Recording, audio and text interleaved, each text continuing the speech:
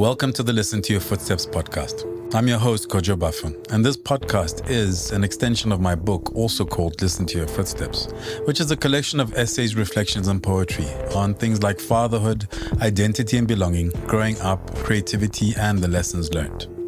The purpose of this podcast is to gain insight and learn from the journeys that others have taken.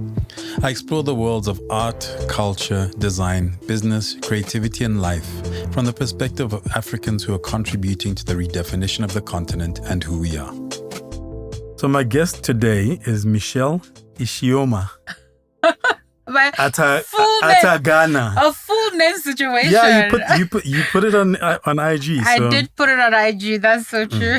So Mish is currently head of comms and PR for Spotify Africa, previously having worked in different roles at Google and as an founding editor at Memeburn. Yeah, the Burn Media Group, yeah. And when I met you, I was at Memeburn. That's what you're doing. Yeah, I was at Memeburn when we met. That's so with true. Matthew. Oh my gosh, I have known you for such a long time. So, because I was still writing on tech then. That's true. That's so true. I always forget that's how we know each other. So I knew you as a tech writer. Yes, you did. You know, before I stopped writing, I kind of, sold out for a nice pair of sneakers. That's what I like to say. Like, I just wanted nice sneakers, guys. And journalism was not helping me. There's nothing wrong with liking nice things. Thank you. I appreciate that.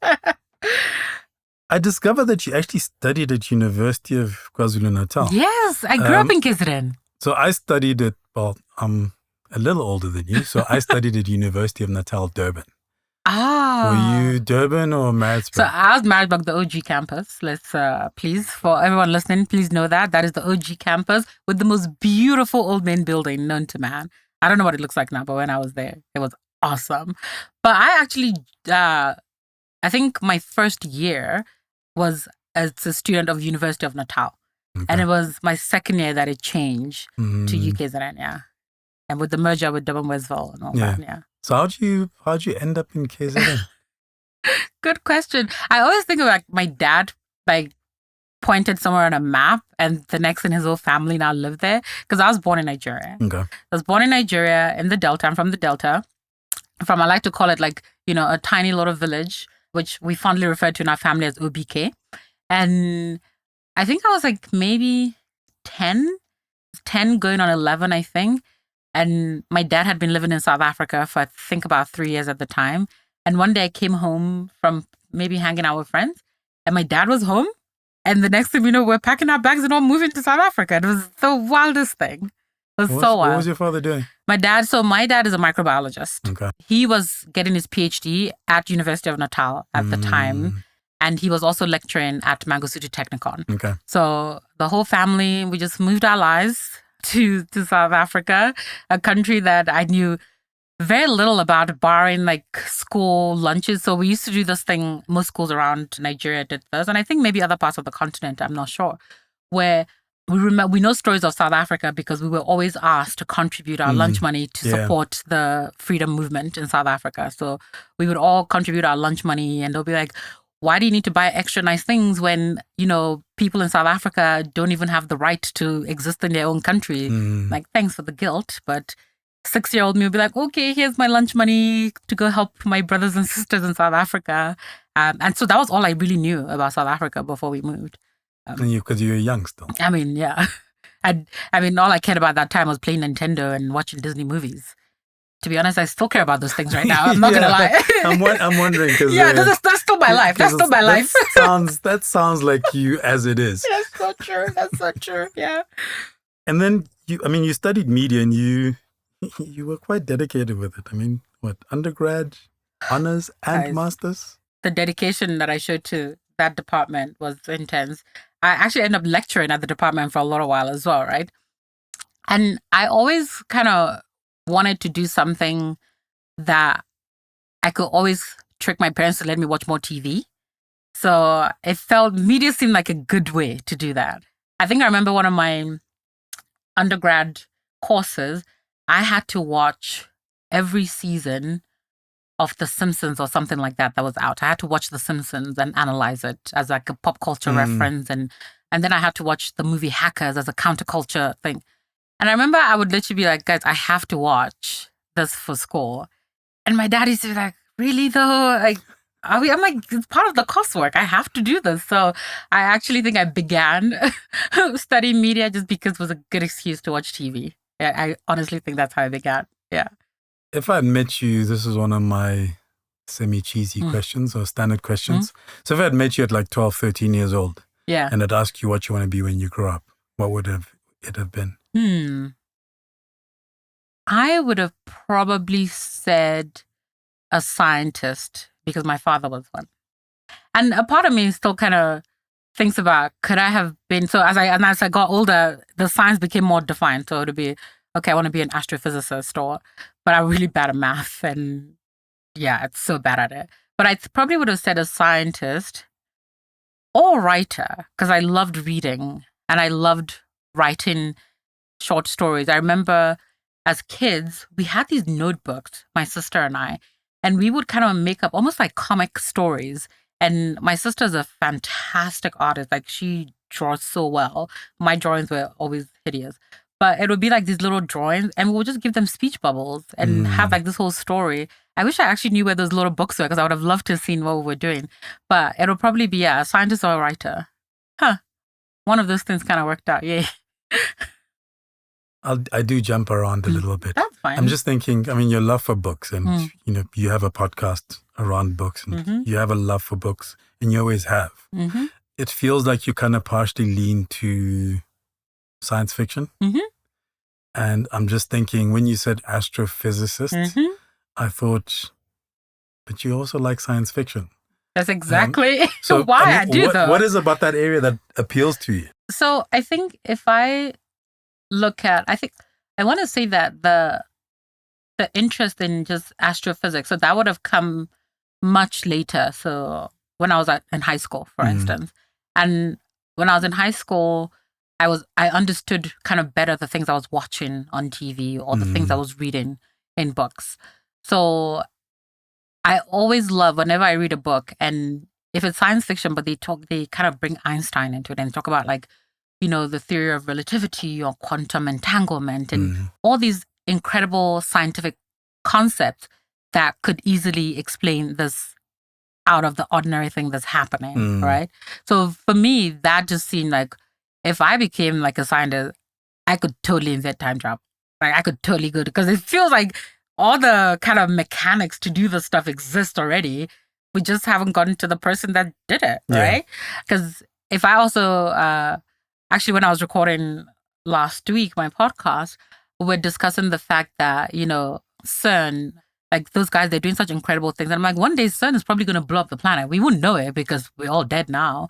But the stuff they're doing literally could blow up the planet. We just wouldn't know because we're like, oh crap, we tried it and shit, we failed.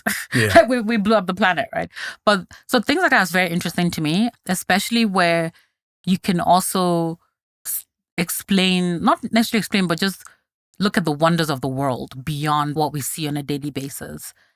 I always say to people, whenever I watch documentaries about like oceanographers or just anything to do with the ocean, I'm flabbergasted at the fact that we don't know a lot about the ocean. There's so much, there's a whole universe in underwater that we know nothing about it. And we're just happily living our lives. And one day someone's going to discover something and we're like, what? There's this whole thing happening. So I think for me, that's where kind of, because I think astrophysics and also like theoretical physicists, it's to dream and think of the impossible and see if you can make it happen. And if you can't make it happen, it's cool. Sounds like you grew up in a house where you're allowed to explore your curiosity. For sure. Which not everybody is fortunate enough to get that.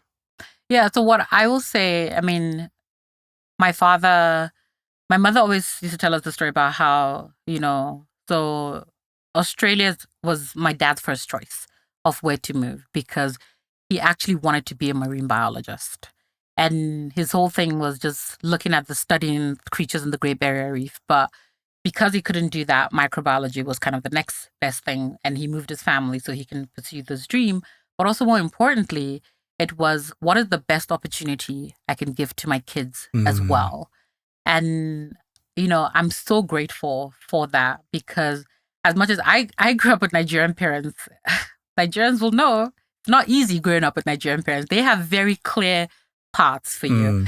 Yes, we are definitely allowed to dream and do whatever we want, but that dream needed to come with a 4-year college education. So you had to go get that undergrad in the case of South Africa and that honors and feel like you have something that, could be a backup, which I suppose is fair. But I remember once when I was applying to university, because I suppose by South African standard, I finished high school very early because I started university at 16. And when I was applying and I had to pick the things I was going to study, and naturally I was going to stay far away from physics because, I was barely getting my matric pass rate for my maths over there. And I said to my dad, I'm just trying to see, what's the best thing? What will let me write and maybe sometime talk a lot, which is so interesting because compared to before, now I'm I don't want to talk so much. But before, I just wanted to talk all the time, right? And I said to him, will law do that? Can I be a lawyer? And I was like, sure, but I think you make a better journalist. And I was like, oh, okay, I guess that's what I'm doing. And he's like, but that allows you to write as well. And I remember thinking, I get to write and my name gets to be in something. Yay, let's do that instead. And that's kind of the way my parents always were what is it that you like and you're passionate about? Great. Is there a career opportunity in that thing? Fantastic. Go do that. Yeah, I don't see you as a lawyer. I definitely don't see me as a lawyer. Can you imagine? I did a year of commercial law, and I just found the aspects of it that are extremely rigid, because it's remembering cases that happened before. I was just like, nah. And the funny thing, because one of my closest friends at university, she was a law student. And we used to go sit in her lectures sometimes. So me and my best friend from university, Donna, we would just be like, okay, cool, we'll walk you to class. Sometimes we'll sit at the class. Sometimes we'll just not. And I remember one lecture, we were actually chased by the professor because he thought we were just leaving the class. We're like, dude, we don't go here. We just came to hang out with this person. And I think there's so many subjects at university that I did a lot of that, where I just kind of went with a friend to their class. I'm like, this sounds fascinating. Let me just sit in this class for the whole semester, even though I'm not registered, and learn about this random thing. And then be like, cool, I'm glad I didn't pick to study that because I would have sucked at it. But I definitely will say I think we sat in a lot on her litigation classes, I think. And I want to say there was one on tax law. That was super boring. And I'm just like, why am I here? But I wish I paid more attention now because I want to make sure I'm right to side all the time. And the transition into lecturing?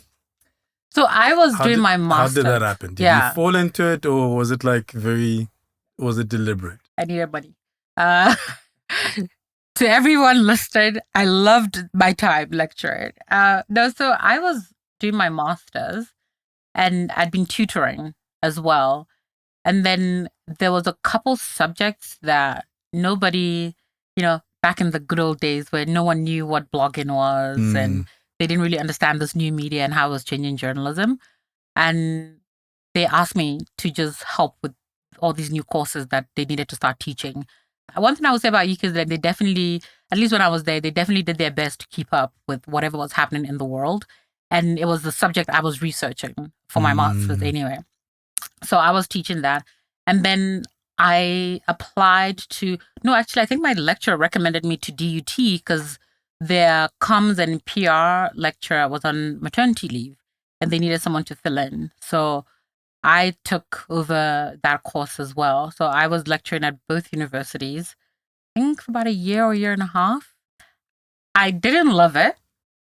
My dad is a lecturer and he always goes you need to finish your PhD. I've been working in a PhD for the better part of my adult life, guys. You need to finish your PhD because maybe one day you can lecture. I'm like, why? I don't want to shape people's minds. I'm so bad at it. But what went into it?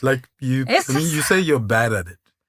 But students, but Kojo. you did it. I have my views. I was raised by a former academic who was born to teach and went into business, but at heart, he was always like a teacher. Yeah, I think that's my dad as well. And it took years, and I had a stint at then Damlin. I I also did a thing at Varsity College once. I lectured principles of management, principles of marketing, and I think it was like a business diploma. And then I lectured a certificate of office administration, which I prefer to the other two. Okay. But so my biggest challenge was because my work, primarily over my life, my work has been dependent on me. Because I work for myself and, so anything that kind of brings doubt into my ability has a direct impact on my ability to feed myself and my family. Fair. And I remember the first test that I did and 90% of them failing. Ooh. And my questioning whether it was your teaching. it's like 90%. Yeah. 40% I can kind of go, okay, maybe, but it was like 90% of people who were working. Yeah. Kind of at the, starting out their managerial careers. Yeah. And I nearly quit. Oh, that's hectic. So for me, that was the challenge. It was because how I operate is dependent on me. So I think for me, to be fair, I was 22 at the time of all of this, right? And actually, no, I was 21, from 21 till 22, I was doing this.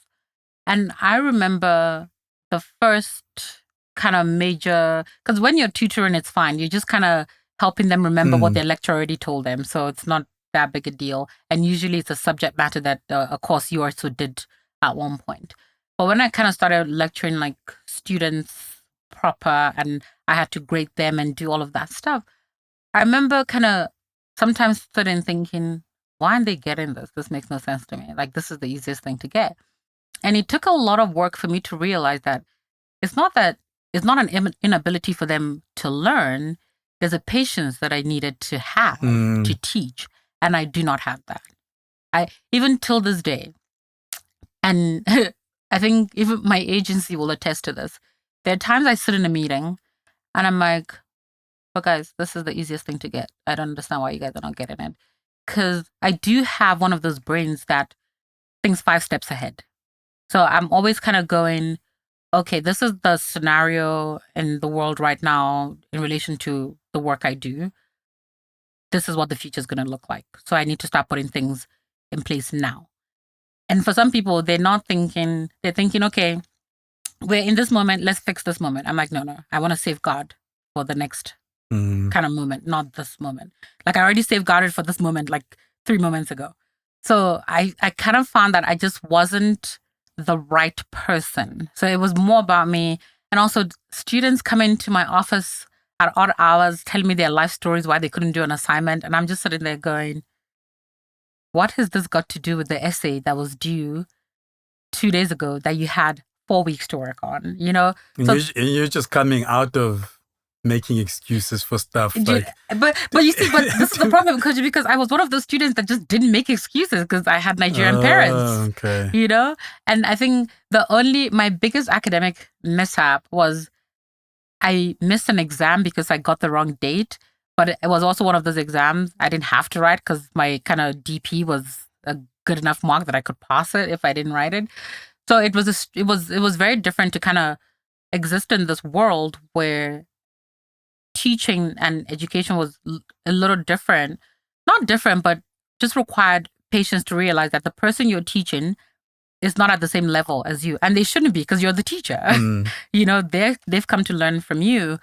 And it's something that I actually always found quite fascinating, even in high school, because so I started high school. Again, we start school very early in Nigeria. I started high school when I was about, I think, just turned 10.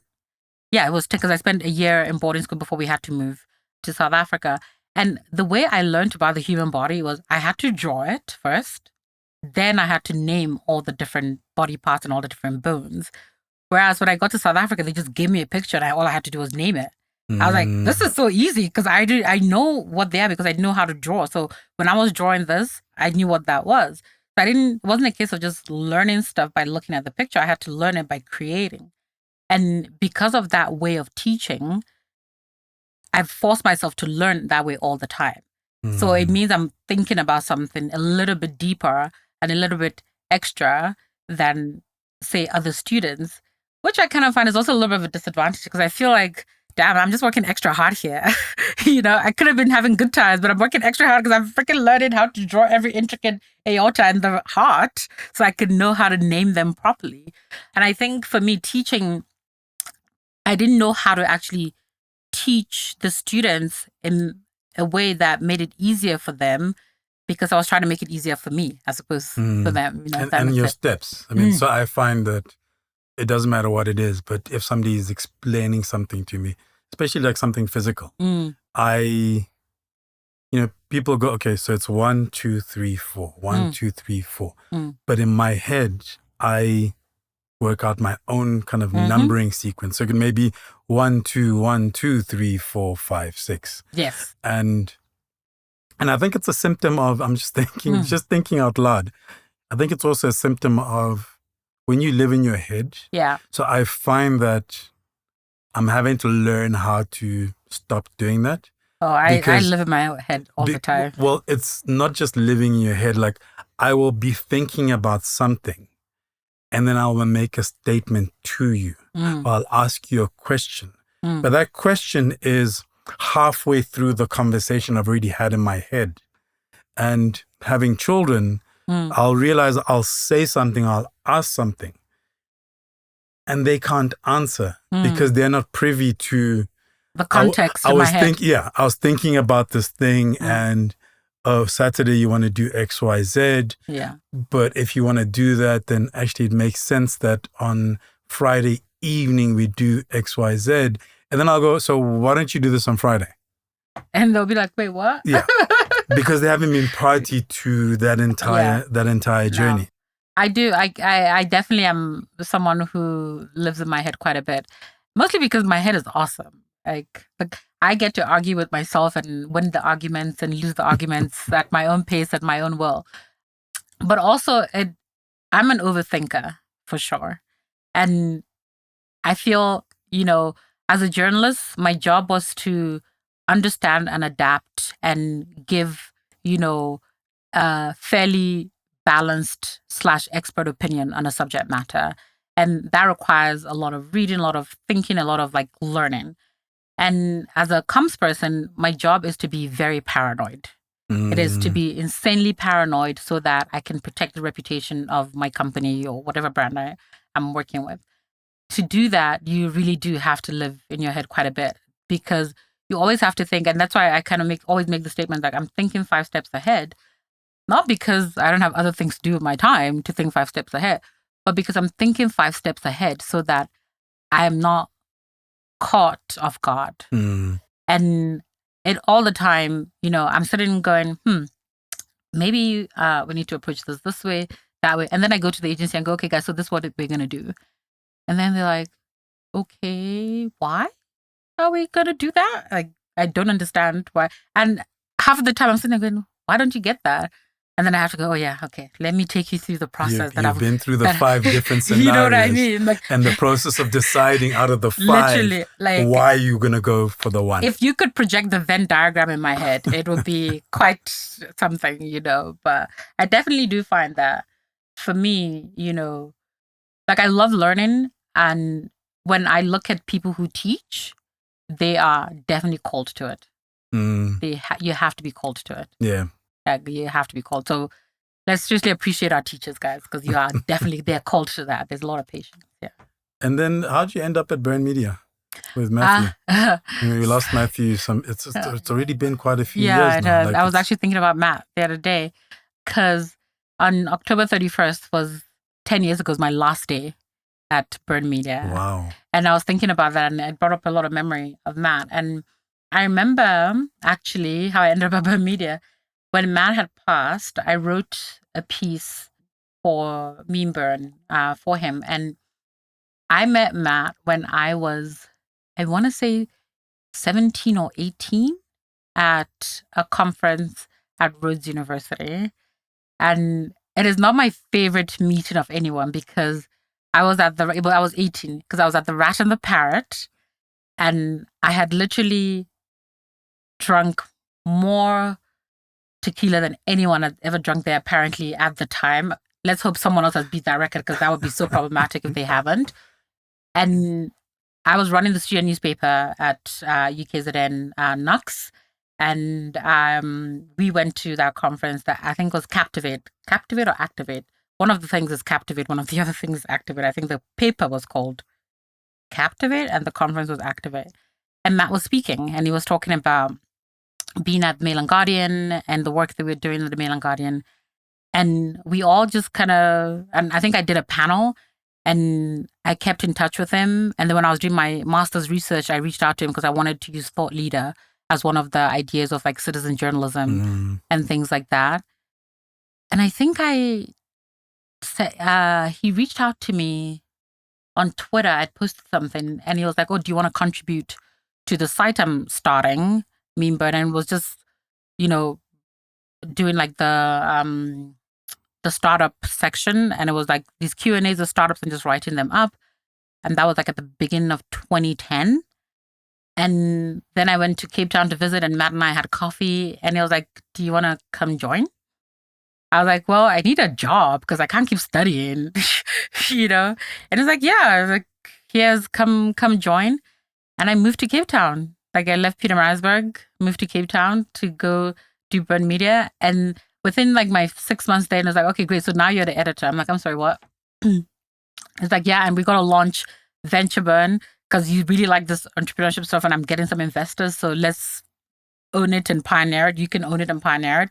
So we got to launch Venture Burn. And then there was also a gadget site we were thinking about, like Gear Burn. And I was just like, okay, I guess that's what I'm doing now. And it was the strangest thing. I was 24 years old. And I was just like, right, this is what we're doing. This is my life now. And it was insane. It was absolutely insane because I remember people used to call me the iPad girl because I would like run around with this iPad 1 at the time at conferences, like taking notes furiously, and events. You just see me with my iPad, just like taking notes to cover stuff. But it was a good time though. I really loved doing that job. And I took him. Did I take him to Durban? I went with him. I think we did Joburg, Durban, Cape Town, and Bloemfontein. Because when I was a Destiny man, we had was it the power dinners?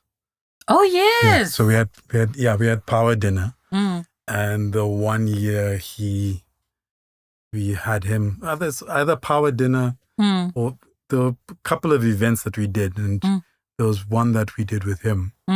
Like I distinctly remember us being in Bloemfontein. But I mean, he was like a great guy, and because I met him when I started, because probably 2009, 2008, 2009, early days of Twitter. Yeah.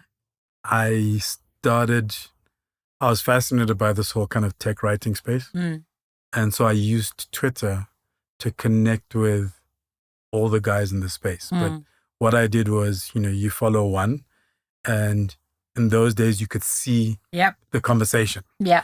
So gosh, I missed the golden days. So I'd follow one, and I think it was actually Aki and Arthur Goldstuck. Yes. I wonder how Aki's doing. He's all right. Well, I mean, I haven't seen him in a while. I haven't seen him in a long time. I bumped into him probably last year somewhere. But also because they're also football fans. Yes. So there was the commonality of football. Yeah. And I started interacting with them, and then you'll see, they're talking to Toby. They're talking to, and then that's how also I started interacting with Matthew. And the original Bro Club guys. Let me just tell you guys. The Bro Club of tech writing. I think Nafisa, Samantha Perry, and I were like the only 3 women you used to see in that space. But I'm so glad there's so many more women that write about tech now. So also the spaces. Yeah, the space is so different. So different. Because when I was a Destiny man, gradually I couldn't write as much. So I'd have other journals writing my tech pages, like Brett Haggard at some stage. Yeah. So then I kind of stopped getting invited to stuff. Yeah. because I wasn't doing You're the writing. doing the writing, yeah, which is fair. And then kind of just gradually I was not pushed out of the space, but gradually just I existed outside of the space. I know the feeling. I call it pushed out, guys. I know the feeling because I feel like the minute I stopped writing so much about tech, I wasn't privy to the world as much. So, I mean, for sure, because I mean, I love tech. It's definitely my first love. So I still read all the stuff that's going on. I still follow kind of all the big kind of tech publication and the VCs and stuff like that and keep up and definitely think critically about that space. But you're right, though. Like when your byline kind of stops appearing, there's definitely less inclusion in that world, I feel. If it's any consolation, it doesn't matter which world. This is also true. You are listening to the Listen to Your Footsteps podcast, a podcast in which I chat to Africans from a cross-section of society and sectors, including art, culture, design, business, and creativity, to name a few. I delve into their journeys, the decisions they've taken to get to where they are, how they do what they do, and everything in between. Essentially, we go wherever the conversation takes us. I often talk about leaving a magazine and my invites drying up in 2 weeks. From going from being invited, to events 2-3 times a day, and I worked for a lifestyle and business magazine, which means it's the full breadth, of events, and all of that stuff stopping. And so my daughter the other day, we were talking about fragrances of all things. I know she was talking about Sun City. She was saying, why don't you, I judged Miss South Africa. For about, really? Wait, what? Yeah, 2-3 years. Oh, wow. Nice. And so you don't get paid for it, but I got to take my family to Sun City. So while I was working, they were just on holiday. And my daughter was saying to me, very recently, and she says to me, why don't you judge something so that we want to go to Sun City, so that I can go to Sun City again? And I'm like, I'm not important anymore. Like, you have to understand, it was my job. Like, I had a job title that, and she's like, oh, is that why you also don't get fragrances anymore? And I'm like, yeah, basically. I don't get anything. I don't get anything. Now I don't get anything anymore. Now I must go out and actually buy it. You know what I mean? So, I don't get anything anymore. But that's so interesting. Like when I think about that, because who was I? There's a creator on social media, Sia Bunny. She'd posted something Fenty had sent her, and I'm like, this is so rude of Fenty because I am like Fenty's biggest fan. And she literally said, like, Mish, you actually are, because I don't know anyone that buys as much Fenty as you do. And I'm like, but they don't send me stuff. I'm like, why don't you just, like, heck, send me an invite? I just want to go to an event and be part of the people, But the truth be told, I actively will go into a store and buy the stuff. So it's not even about the send me stuff. I definitely do want stuff. Let's not lie. We all want stuff. So it's not just even about send me stuff. It's also just because you don't see me externally contributing to a space doesn't mean I'm still not contributing to it, right? Because I still have a lot of friends who are investors who often will still call me and go, hey, what do you think of this startup? And I'll be like, yeah, actually, I've been looking at them. They seem interesting. So you don't actually know the conversations I have beyond, like, behind social media walls. But you've been around long enough to know the game. And how to, if you want to, very deliberately get yourself back in the game. 100%. So maybe a part of me as well is just like, do I want to get in that deeply? I mean, I love journalism. And I actually do miss writing about just the way this continent is shifting and changing in terms of what we do, not just from a tech point of view. Because I remember I once was on a panel and someone said to me, do you think we will have a lot of tech businesses in the future? And I was like, we will only have those businesses because every business will be tech in some ways, right? It may not be tech as in building a product, but it would be heavily influenced by tech. Like my podcast, like all our show notes are done with AI. It's a podcast that exists on a streaming platform, whereas before that would be looked at as radio. It's like you're doing radio, but technically it's a tech thing, Like this is a this is a discussion we could carry on forever. Forever. For me, what we're saying, I mean, how you're describing this, it's actually lens. It's not the thing itself. It's not the thing itself, yeah. So for me, technology was always an enabler, and that's how I always looked at it. 100%. And now we're seeing it. I think we're seeing it a lot more. Yeah. Where it's actually just the perspective, the lens on it. So tech will be part of every type of business. Yeah. But for me, my big thing, especially with like social media and stuff, you know, the stages when Twitter became important, Facebook became important. I'm like, no, it's not. That's not what's important. No. It's the stuff that goes on it. Yep, it's the people and their access. And now that's where I think that's where we're getting to, and the conversation around AI, where, you know, I'm of the belief, and I've read this in different places, where it's like, you know, AI is not going to take your job. A professional in your area using AI is going to take your job. 100%. So if anything, AI is just going to allow you to do your job more efficiently so you can expand the scope of what you do, right? And so I find for me, so again, the whole idea of like, okay, do I want to be writing about the tech space, or do I want to be writing about the space of Africa in the future, right? So what is it that is interesting for Africa in the future? Or does that thing involve some bespoke technology? Interesting, let's find out.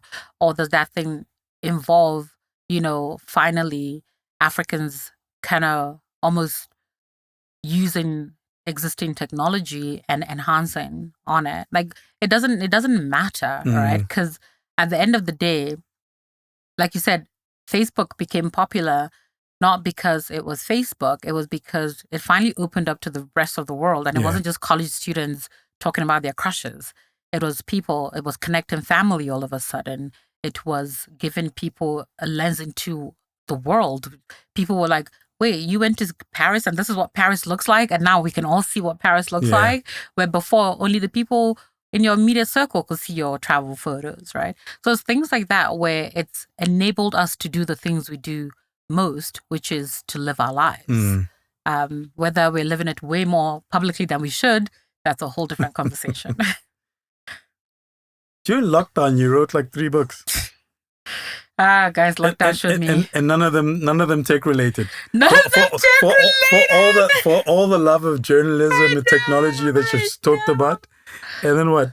So poetry, thoughts. Yeah, literally. So when I first started this idea of being a writer, I first started by writing poetry. Okay. So, I mean, when I can think about it from a logical mind, like, I mean, I told you about the little stories me and my sisters used to write, but poetry was the first thing I started writing. I think, you know, a couple years ago, I was in Dubai. So like I mentioned earlier, my best friend from university, she lives in Dubai. And I took a copy of my book and I gave it to her and I said to her, for being the long-suffering person who read my emo poetry from when I was 16, waxing lyrical about my emotional debacles that made no sense because I didn't even have those feelings.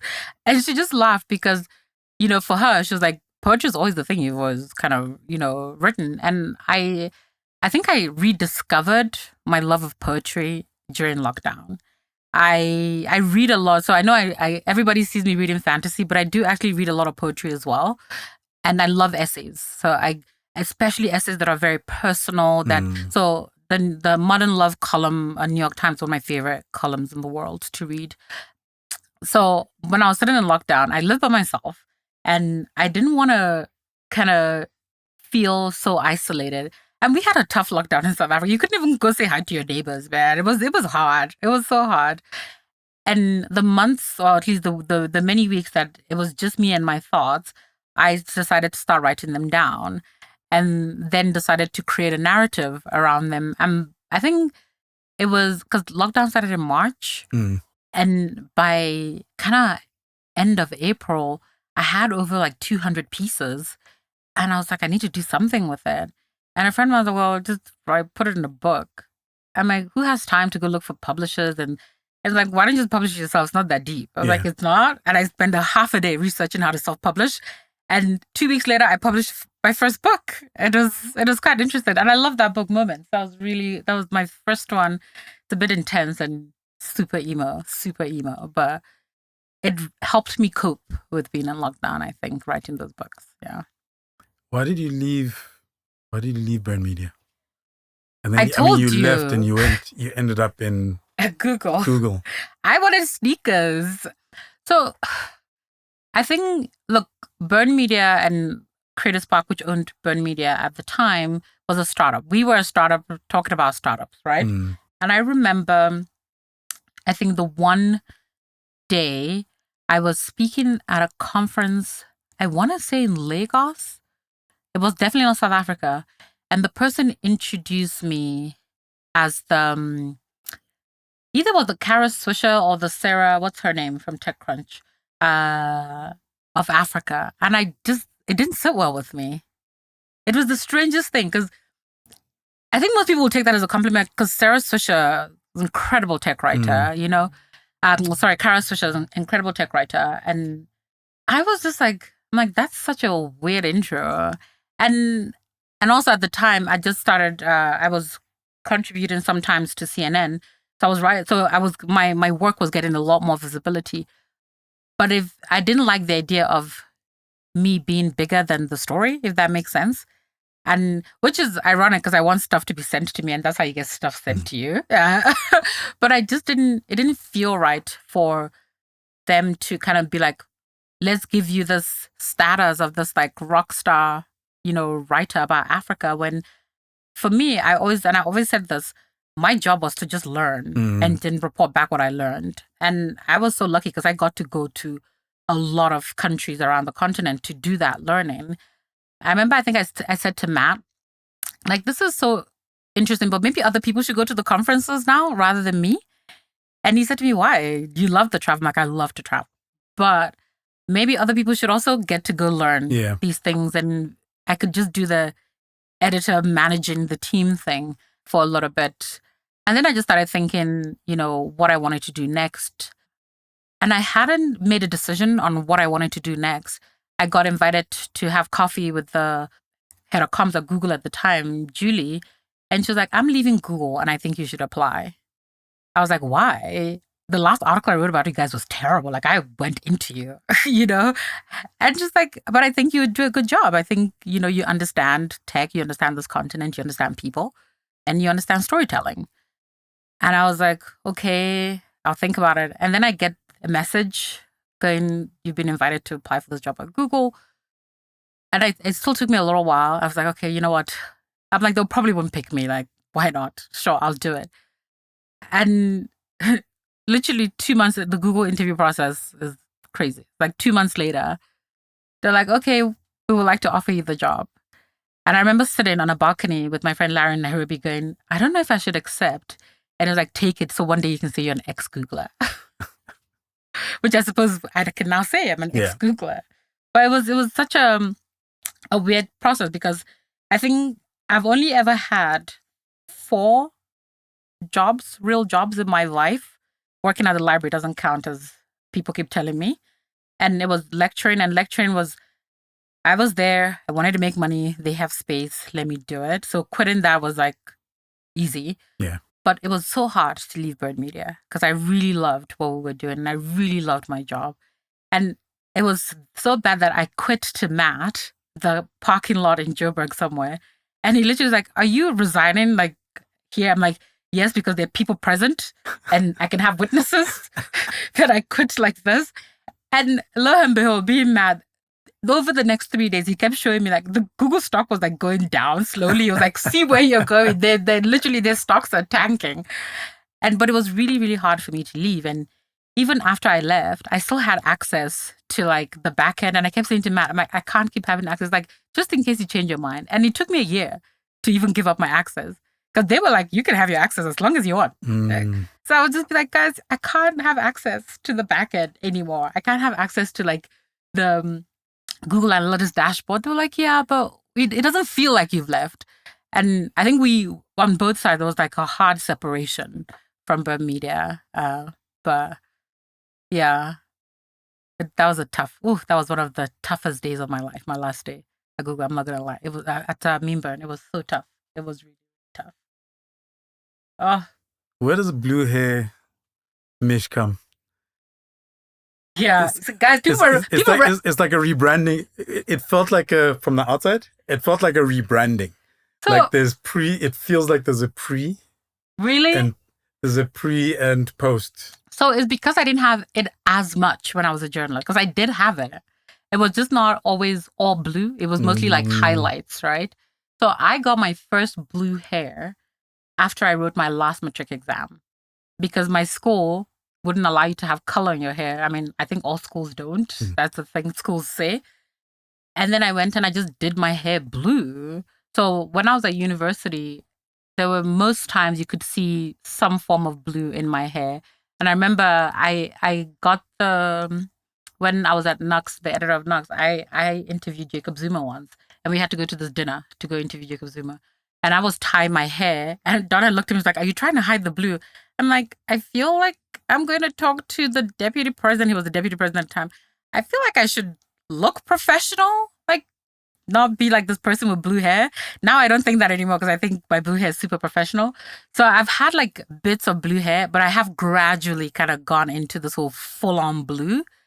And I think I went full-on blue when I eventually realized that, you know what, my hair doesn't determine how professional I am or look. It doesn't matter anyway. But it's also something so different and so unique. People would recognize me with a mask and sunglasses on during COVID. I'll just hear my name and I'll be like, yeah. I'm like, how did you like the hair? I've had people literally shout my name at airports. And I'm just like, what's happening? And like, Mish, like, how did you, like, we saw the hair. What is it about blue? I just like blue. It wasn't, I wish there was a profound story. I actually do wish. You know, you can develop one after the fact. You know what? I can make one up, right? Like, create a story, and then the next time you're like, no, because this is my story. When I was 6 years old. You know what I mean? And then later on when I was... So I think that if I think about why I chose that color, because you're right, I could have chosen any color. It just seemed the most interesting to me at the time, because you saw a lot of people with red hair and people had red braids, and sometimes every now and again I'll see someone with like a pink, braid going, but green and blue you didn't really see that much. Sometimes I even saw some people with purple, but green, I don't like green like that. I don't think green looks on me from a hair point of view looks good.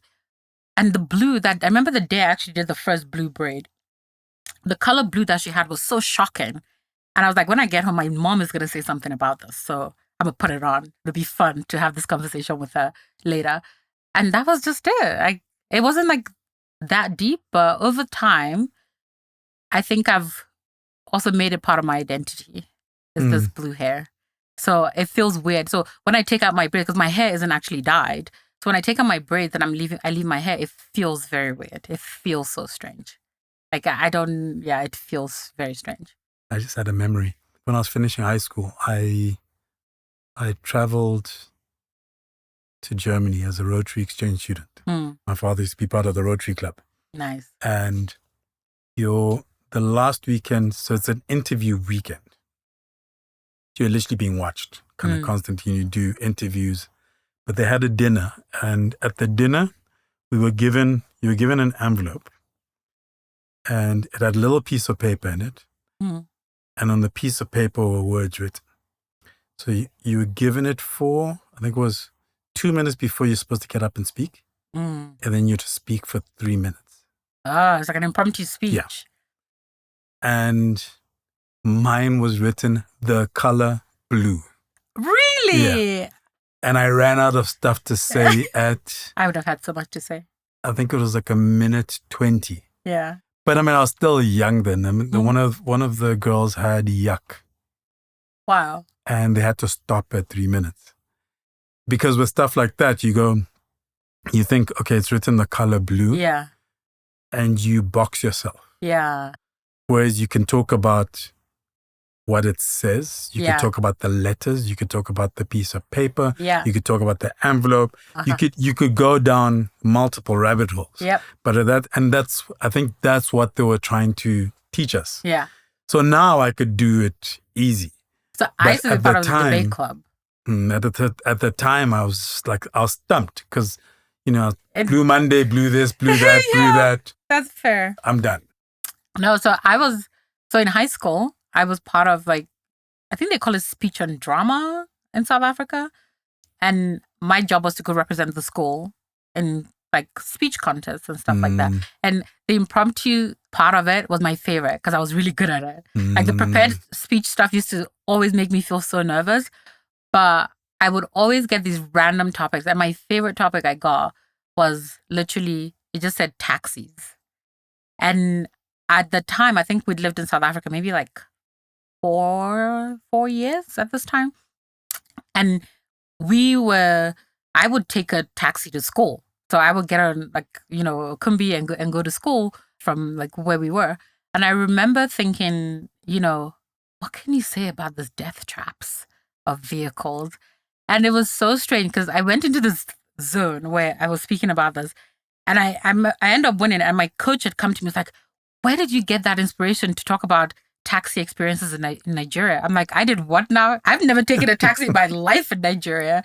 But apparently I relate a story about watching a movie and people getting shot in a Baffoe in Lagos, and how it feels like no matter what country you go to, these taxis all have the same personality.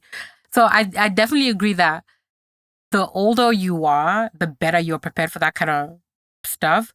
But there are definitely, ways to talk about stuff like that without being kind of committed to just the word that you're given. So I agree, that whole, what is the letter? What else beyond what is in front of me? What else? What other context can I use this in? We used to do that with poetry. So we used to run poetry shows, and then you'd be given a word by the audience. And you have 2 minutes to do a poem. And you're doing it. I want to do that. You're doing it live on stage. I want to do that. I wonder if I'll be good at that. And but this is... I just want to try. This is years ago. They don't do that anymore? No. Let's start one. It shows I used to run. So the thing that's fascinating me now, and you're probably the person to talk to, is storytelling. I position myself as a storyteller and working in that space for corporates and brands. Yeah. And you work in, you work in more of a, although it doesn't seem so, but more of a corporate space than I do. Yeah. Because my corporate space is just me at home. You are the corporate. But kind of just looking at that energy, there are no more spaces where there's open mics. When I was coming up in poetry, at some stage I used to do 4 or 5 open mics a week. Oh, wow. And there's a particular energy to it. You're kind of all in the same space. Yeah. You're not trying to build a career. It's not your profession. You're just pitching up and having a good time. Yeah. And so I've been toying with the idea of starting an event and we just come and tell stories. I would love that. Just random stories, put a time limit to it. I mean, there's professional storytelling competitions and stuff around the world. But I was like, actually just as just for fun though. Once every 2 months or something. Yeah. And then see where it goes. Like a quiz night for storytelling. Yeah. So for me, I don't like to leave my house, contrary to popular belief. I don't. So I don't believe that about you, but I get it. I really don't. I never leave my house. But I would go to something like that, right? I want to hear, also not just to tell stories, but to hear people's stories. I always I'm so fascinated whenever I'm traveling. I'm always caught between my two personalities. The one that wants everyone to leave me alone so I can just sit and be quiet and listen to my music or my podcast or whatever I'm listening to or read my book, to the person who wants to be like, who is this person sitting next to me? I want to know their whole life story and I want to know what's interesting to them, right? And I think we don't, and the older you get, the also more set in your ways you become. So you don't allow yourself to do a lot of those kind of things anymore. So like I was saying earlier, when I was younger, I wanted to talk all the time. But now I'm just like, oh gosh. Like when I'm done here, I promise you, I'm going to go home and I'm going to go sit in a corner and just be decompressed from talking, And because I'm older and I have the resources to live my life that way, I've allowed myself to settle in that way of living, right? So maybe as adults, we also need to be shook out of our comfort zones a little. So something like that would be cool. I'm a couple of years older, so I'm properly set. I'm hearing what you're saying. And you're Mish, it's okay. It's like, I love that for you. I'm so happy for you. Go live. Go do that. I'm happy to sit here and spectate and applause.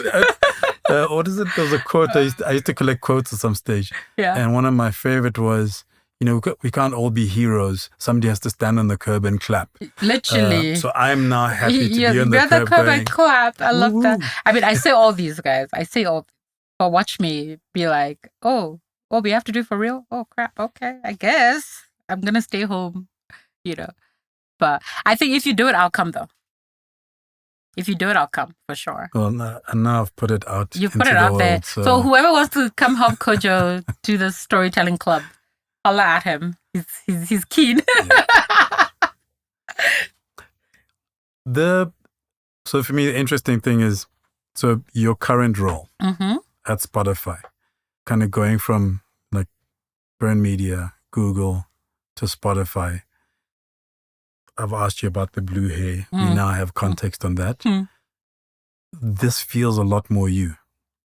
From the outside, I look at it and it's like, it feels like the place you're meant to be, because also you're doing. You have the podcast. You're traveling. It feels like you're doing the things or you've designed your life to not necessarily settle, but to be able to do the things that you really enjoy doing. So please, somebody tell that. I'm going to say my father this podcast. Your life really could be designed to the way you want it, and it could be okay Absolutely. to be fine in it, right? And you're right. A lot of people said this to me. They were like, Mish, since you joined Spotify, you seem so at home and so comfortable and just enthusiastic. And I do hope I was enthusiastic in my other jobs. But what I will say is working this role specifically, the role that I have, has allowed me to learn so much. And I think I'm happiest when I'm learning.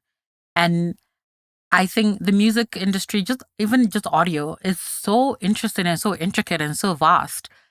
And to be able to contribute in some small way to how these African artists or creators are being kind of exposed globally, or not even just exposed, but just like helping enable some of their journey. Because the truth is, like we said earlier, technology is an enabler. The talent is there. They're all incredibly talented.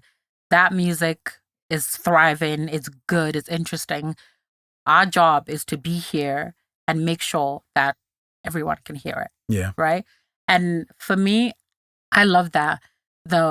I get to do that every day. But I also feel like it's a weird thing to say, like, I feel good stress about the work I do. It's a weird thing to say that. But I do, not to say they're not hectic, stressful moments. I had one yesterday for sure. But it's not a moment that makes me feel defeated.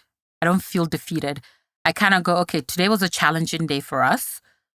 Tomorrow we're going to rise again and do better. Like, one of my friends, Rachel, she always goes, whenever there's been a tough day, she goes, we ride at dawn again, So I feel that this is the jobs where of the 4 jobs I've had, this is the job where not once have I ever woken up and go, today was a tough day and I don't know if I should be doing this. This is the only job I've never thought that. I've always kind of thought, today was a tough day. It's okay. Tomorrow I'm going to do a little better. And I agree, like I have designed my life to kind of fit well for me. So I love to travel, much to my dad's annoyance because I'm never around. But being able to also be around the world and listen to like music from around the world. I was in Brazil a few days ago and I was just listening to all these Brazilian artists and I was just like, I have no idea what they're saying, but this music is awesome. And I was posting something on Instagram and I used it on the song. I'm like, I hope it's not a bad section of the song, but it's all good. Like, we'll see how good the beat is great. So I hope that, I keep learning in it. Because if I'm not learning, I'm definitely bored. And when I get bored, I'm itchy. And I'm like, okay, what's next now? So I hope I don't get bored, at least not anytime soon in this role. Right now, what's your favorite sneaker? What's your kind of favorite, or the music that you're submerging yourself in? Okay. And what's the book that's kind of made you go, Okay. So sneaker-wise, I wonder what my favorite sneaker is. So I wrote about like a Comme des Garçons play All Stars because my newsletter is coming out like in a few days. And so that's the sneaker I chose for it. But I don't know if it's my favorite sneaker right now. I'm obsessed with Vejas. I think we talked about this. We did talk about I'm it. obsessed with Vejas. I keep dreaming of, I'm waiting for the day I get my first pair. You know what? In fact, me and Estelle need to talk. We need to figure out your Christmas present because I feel like it's time for you to get a Veja, right? So I'm obsessed with Vejas. And I got introduced to them by a friend of mine. We were in New York for his graduation and he made us queue for this. I'm like, why are we queuing for sneakers? Like, there's no queue at the Nike store. Why are we queuing here? And he was like, no, it's like this new Veja is like super sustainable. It's a French brand, but it's made like in Brazil and it supports like the regrowth of the Brazilian rainforest. I'm like, okay, I'm sold. Let's just buy the sneakers. So somebody told me listen to a particular podcast, and I can't remember the podcast now, where they were interviewing one of the main guys. Yeah. Because there are two guys. Yeah. And he talked about that whole story. And for me, tell me a good story. I'm in. Exactly. Yeah. And what I love about Vejas is when you buy a pair of Veja, there's like a newspaper in it. So you get like this newspaper and the story is there. And they don't spend any money on marketing in that way. They make sure that the quality stays, good and that they're really doing what they say they're doing. So for me, I love it. And also they look good. They look so good. So I love Vejas. Do I have a favorite pair of Vejas? There's a collab with the French designer. Is it French or Italian designer? Marni. And it literally just looked like someone went with a cookie pen on the sneaker, but it looks so cool. So that's my favorite pair. I have two of those. That's my favorite pair. Music that I'm listening to now. I have these moments where I just listen to one song on repeat all the time. Like my rap is going to be something interesting at the end of this year. But I'm currently, I was listening to a lot of kind of Brazilian and Argentinian songs because I was in South America. But I've started re-listening to a Nigerian artist called Fireboy because he brought out an album this year that just kind of made me go back to like the 2000s era of Afrobeats music. It's just such a beautiful album. I really love it. And I also love the writing in the song. Okay. So there's a story that he tells of the album. Like my favorite song on there is called Ready. And I just love the way he writes. Even though I don't think he likes to see himself as like a writer in that way, but I actually think he's a really good writer in just the way some of his music is written. Yeah. So that book, I just read Kindred by Octavia E. Butler on the flight. I don't like to read stuff about slaves because it's very sad and it's so depressing, but it's a fantasy slave book. Okay. So Octavia E. Butler, for anyone who kind of knows her stuff, she is a kind of a genre-bending author, and it's a story about a time-traveling 1976 woman who goes back to like antebellum times and has to save her slave-owning ancestor who is going to end up pretty much fathering her great-great-great-great-grandmother, but she's Black. And it's like this whole, and then she's like, how can this be my ancestor? Because he's white. And so it's like a whole thing about just the way she gets pulled through time. But the story, Octavia Butler is such a fantastic storyteller and her writing is wow. But I was so captivated. It's not a long book. It took me 6.5 hours to read it. I had time. I had nothing to do. But it's such a captivating story. And I've been thinking about it ever since I read it. Like, I just can't stop thinking about this idea of like, what would I do if that was me? Would I be like, I suppose self-preservation will make me want to save the person, but at some point you're going to be like, but there's so much suffering that this person is going to eventually create. And how badly do I want to live? But then it's like, but it's not just me, it's my whole line. Like it's such an interesting conundrum, but it was such a good book. I really like that. What kind of flyer are you? So what do you do on the plane? So, I know the people who, especially now, will buy the Wi-Fi and like work or do whatever. I catch up on movies. I do not want to be connected. That's the only time where I'm not connected. I discovered I can't work. I can't write. So I'll watch movies. What kind of I'm kind of all over the place. It depends on the distance, so the length of the flight. If I'm going to the US, I'm getting the Wi-Fi because that is like at best, 16 hours if I'm going direct, at worst like 30 hours later, right? But when I'm doing less than like between kind of anything from 2 to like 12 hours, I like to read because it's an uninterrupted time to read. And I read with music, which people think is weird, but I also listen to music while I read. I've tried writing. I find that I don't, like I maybe, I can write poetry sometimes, but I can't write anything beyond that, I find. I've worked once on a flight. I just felt it's so unnecessary. Like my company doesn't need me to work while I'm flying. Like it's so unnecessary. And it's also like the internet is not always that great that you can get, like I can't join a video call, or can't be meetings. I can clear my inbox at best, but it's okay. Like they'll be fine without talking to me for a couple hours, So what's the next book? And I'm going to read? Can we expect a actual novel from you? Interesting. So I actually am working on one, but I don't know how I feel about it. So I decided I've had a fantasy book in me for 15 years. And the reason I say I've had it in me for 15 years is because in 2009, when my mom passed, I started writing the story that I wanted to share with my little sister to help her because she was 16 at the time. And I wrote the first few chapters, and then, as I like to say, I got a real job and I got busy. And a few weeks ago, well, where are we? October. So about 2 months or so ago, I was looking for something on my Google Drive and I saw this thing and I read it. And I was like, first things first, this is such bad writing, so let's not do that.